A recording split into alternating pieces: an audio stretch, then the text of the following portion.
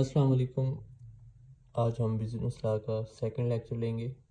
पहले लेक्चर में हमने लॉ के बारे में और बिज़नेस लॉ के बारे में पढ़ा था कि लॉ और बिज़नेस लॉ होता क्या है।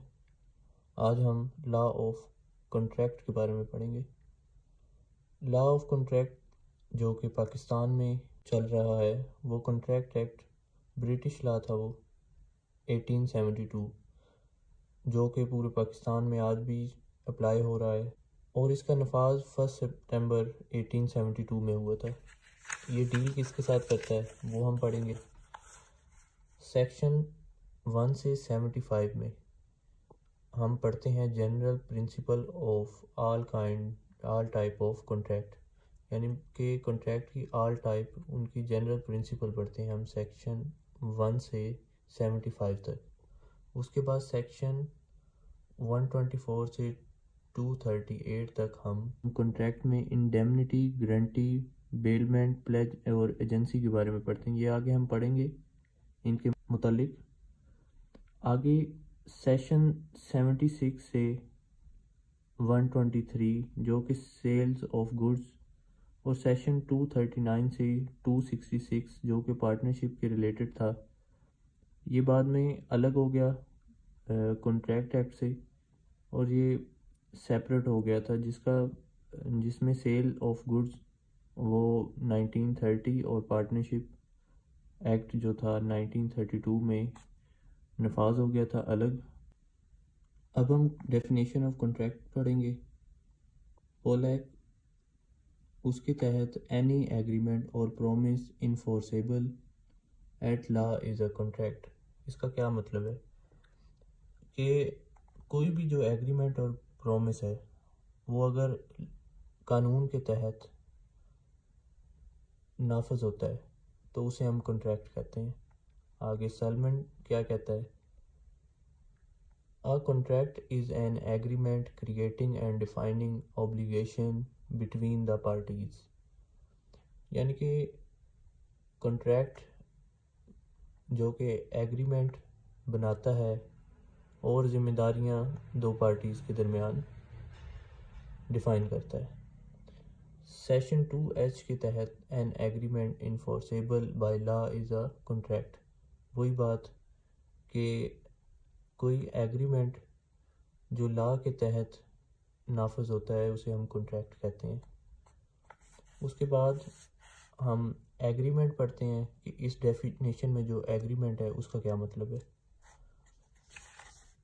उससे पहले हम एग्जाम्पल में आते हैं कि C offers to sell his car to B for 8 lakh. B accept the offer, it become a promise। अब जैसे कि एग्रीमेंट में प्रोमिस और प्रपोजल है, प्रपोजल को हम a proposal is also called a offer, इसे हम ऑफ़र भी कहते हैं। यानी कि आपने सी ने ऑफ़र दी कार बेचने की बी को 8 लाख की और बी ने एक्सेप्ट कर ली offer, it become a promise. यानी कि सबसे पहले प्रपोजल हुआ कि सी ने ऑफ़र दी बी को 8 लाख की और बी ने एक्सेप्ट कर ली, तो इन दोनों के दरमियान जो सी ने प्रपोजल दिया था, ऑफ़र दी थी और बी ने एक्सेप्ट कर ली, इन दोनों के दरमियान एक प्रॉमिस हो गया।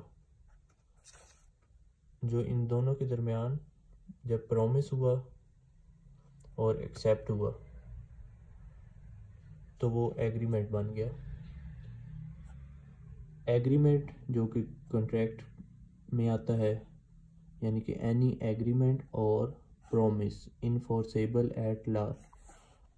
अब हम पढ़ेंगे कि इनफोर्सेबल बाय लॉ क्या है।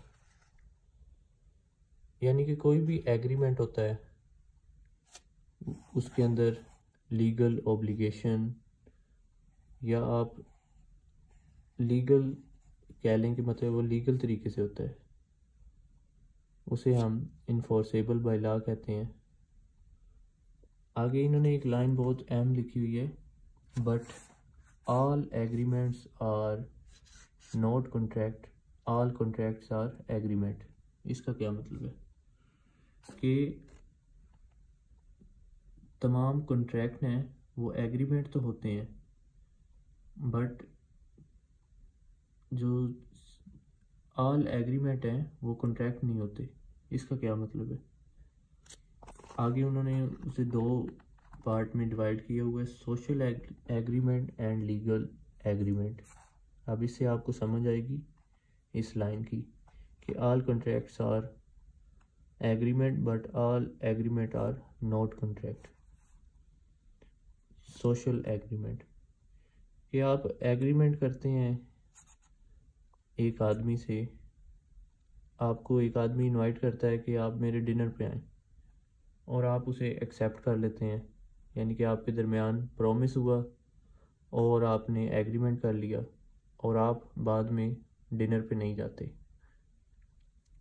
ये हुआ सोशल एग्रीमेंट, यानी कि अगर आप तोड़ दें और वो उसका अदालतों में जाए तो इसका कोई हल नहीं है और ना वो आप पे केस कर सकता है, यानी कि एग्रीमेंट का कुछ नहीं हुआ, वो लॉ के तहत नहीं है। तो इस लाइन में वो यही कहना चाह रहा है। और उसके बाद है लीगल एग्रीमेंट।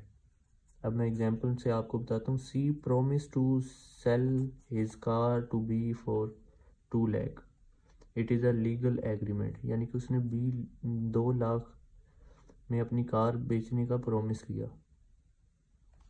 तो ये एक लीगल एग्रीमेंट है और इसके ऊपर आप केस भी कर सकते हैं अगर वो इनकार कर दे बाद में।